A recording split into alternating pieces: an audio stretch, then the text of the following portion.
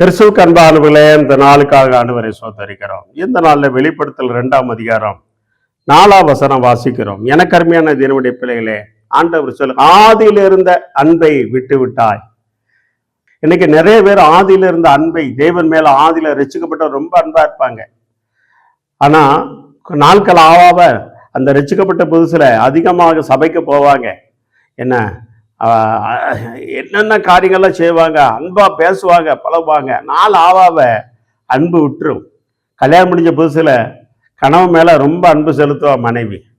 நீங்க இல்லைன்னா நான் செத்துருவான் அப்படின்பா. அதே போல கணவன் அப்படிதான் மனைவி மேல அன்பு செலுத்துவான். ஆனா நாள் ஆவாவ அந்த அன்பு என்ன ஆயிரும், அப்படியே மங்கிரும்.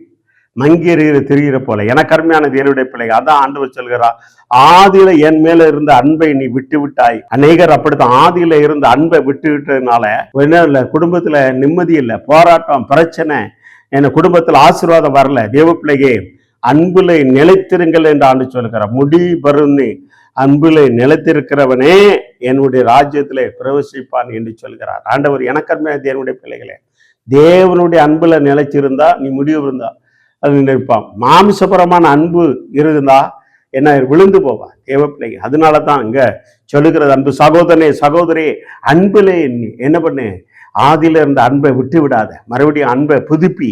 ஆண்டவரே, நான் அன்புல நிலைத்திருக்கணும்.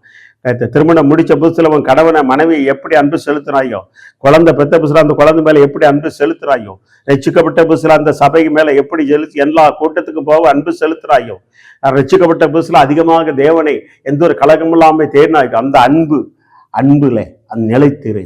ஆதியில இருந்த அன்பை விட்டு விடாதே.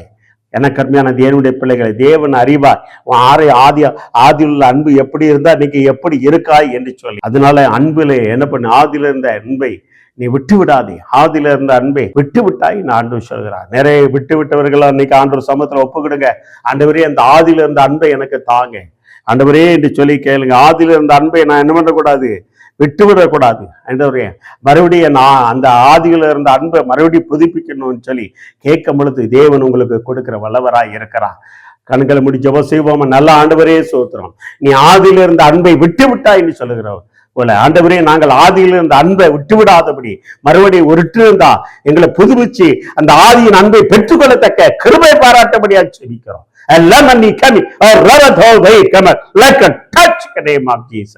உம்முடைய அன்பில் நிலைத்திருக்க கிருபை தான். ஆதியில இருந்த அன்பை விட்டு விடாதபடி மறுபடியும் அதை பிடித்துக்கொள்ள எங்களுக்கு கிருபை தார். வழி நடத்துங்க, ஆசீர்வதிங்க, பெரிய காரியங்களை செய்யுங்க. இயேசுவின் நாமத்தாலே ஜெயம் எடுக்கிறோம் நல்ல தந்தையே.